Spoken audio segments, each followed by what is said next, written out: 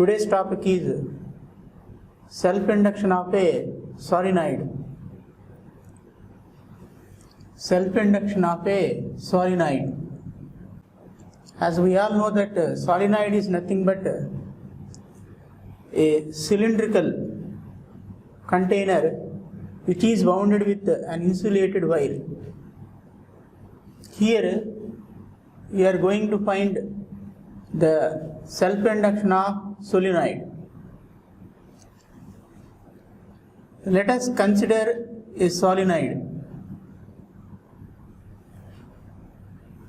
This is a solenoid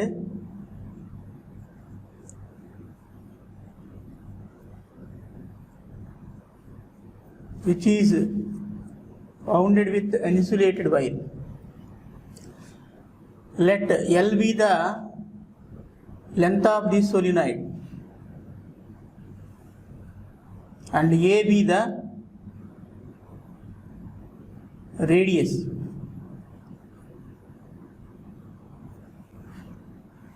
And also let A be the area of cross section. Area of cross section. Let us suppose that N be the number of turns per unit length. Number of turns per unit length. Previously, we already found the magnetic induction due to this solenoid at a point inside the solenoid, which is given by magnetic induction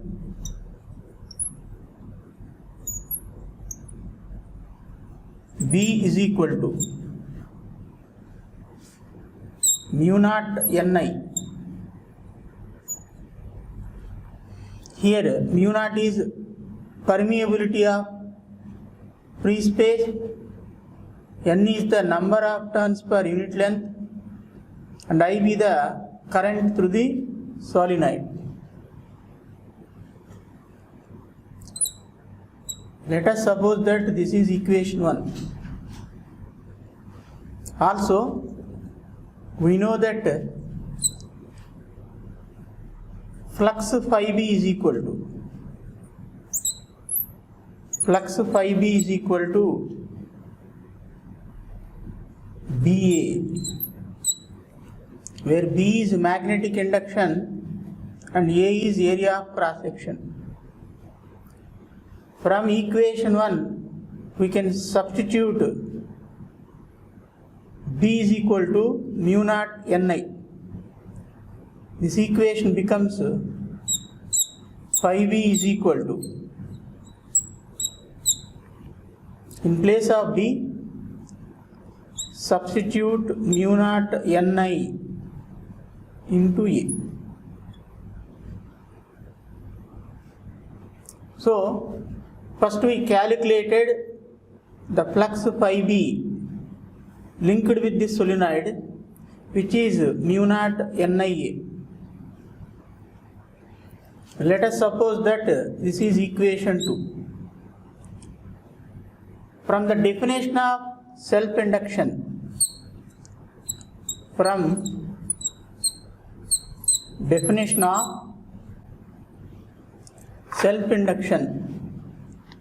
phi B is equal to Li. From definition, phi B is equal to Li. Comparing equation 2 and 3. From equations 2 and 3, we can write Li is equal to mu naught into Nia. Here we have to calculate self-induction L. Here I get cancelled. So finally we get L is equal to mu naught N into A.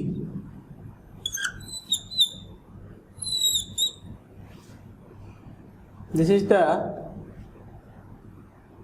self-induction of a solenoid. If this solenoid contains total n number of turns, if the solenoid contains total n number of turns, then we can write for n number of turns,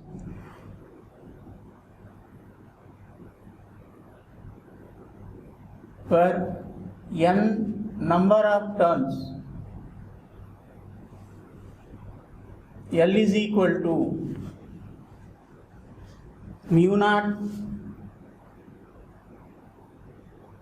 N into A into N, implies L is equal to mu naught NA. In place of capital N, we can write small n into L. Here L is number of turns per unit length and L is the length of the solenoid. So we get N is equal to N into L, that is equal to mu naught N into N, N square AL. So the self-induction of a solenoid is given by L is equal to mu naught into N square AL. Coming to next topic, energy stored. The next topic is energy stored in magnetic field. Energy stored in magnetic field.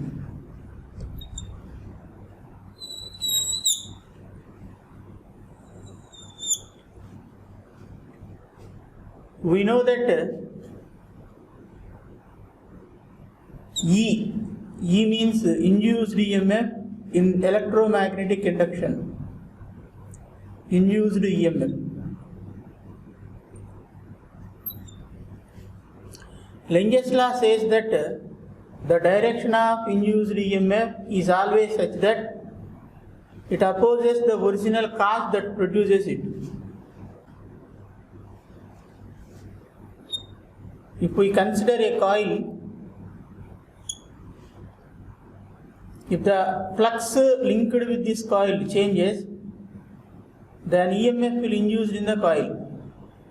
According to Lenge's law, the induced EMF direction is such that it opposes the cause that produces it. Even though there is opposing force, we are allowing current to pass through this coil. In order to allow this current, certain amount of work is to be done against this EMF. That work is stored in the magnetic field as energy. Here we are going to derive the formula for that energy.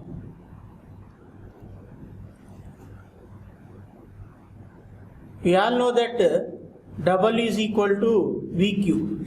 This is the formula for work done to bring a unit charge from infinity to a point in electric field. From this we define potential. From this we define potential. Using this equation, let us suppose that dW amount of work is done. dW amount of work is done to move a current of dI in this coil. that work done is given by, here instead of V, we write E. E means induced EMF. We all know that Q is equal to IT. Q is equal to IT. From this, we can write current I time dt. So, di into dt. dW is equal to E di into dt. Here in place of Q, we have write di into dt.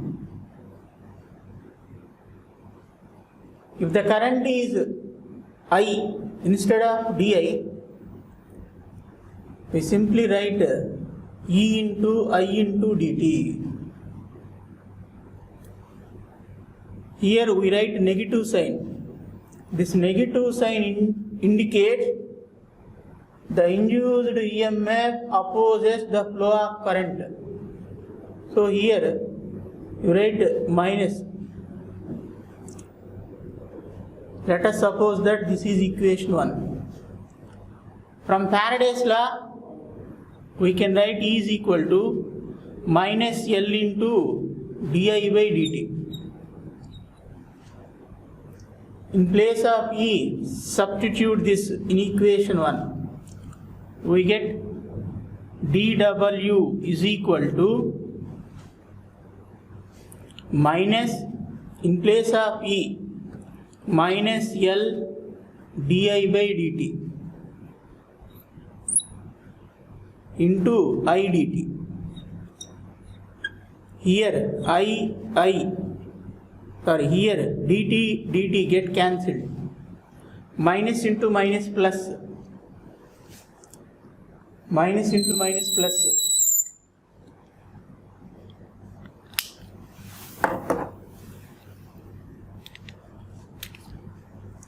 That implies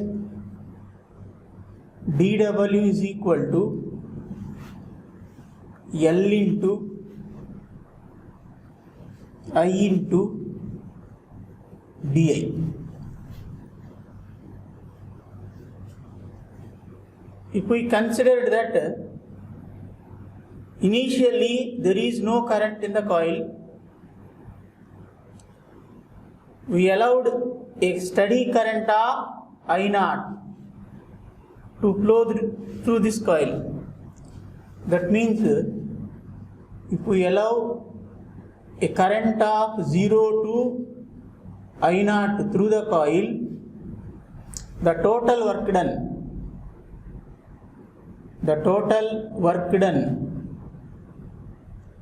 is given by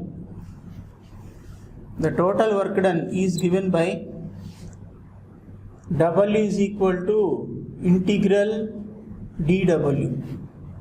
Here the limits are 0 to I0. But dW is equal to Li into di. By substituting this, we get L into integral 0 to I0 I into di. Integration of I into di, I square by 2 between the limits 0 to I0. By substituting these limits, we get W is equal to half L I0 square. This work done is stored in the magnetic field as energy. Therefore, energy is equal to half L I0 square.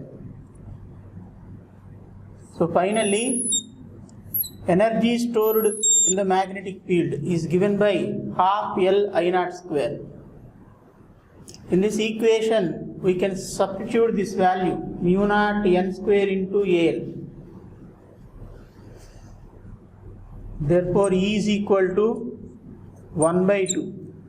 In place of L, we can write mu naught n square Al into I naught square. That means in this equation we substituted the value of L, that is self-induction of a solenoid. From this equation we can also calculate energy density. Energy density is nothing but energy per unit area. If we divide this equation with area, we obtain energy density. So, energy density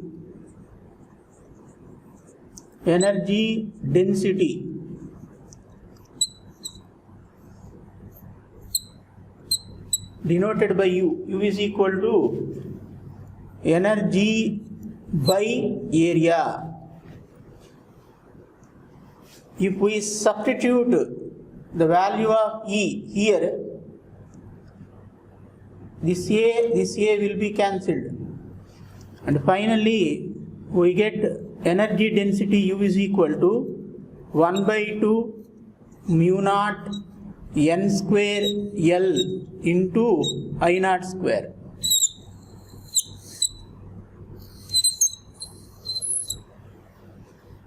So this is the general formula for energy stored in magnetic field. First we derived the general formula of energy. After deriving this equation, we substituted the value of L, where L is self-induction of solenoid. So this equation gives energy stored in a solenoid. From this we calculated energy density. Energy density is nothing but the ratio of energy to area. Here we simply divided this equation with area A. After cancellation, finally we got U is equal to half mu naught n square L into I naught square. Thank you.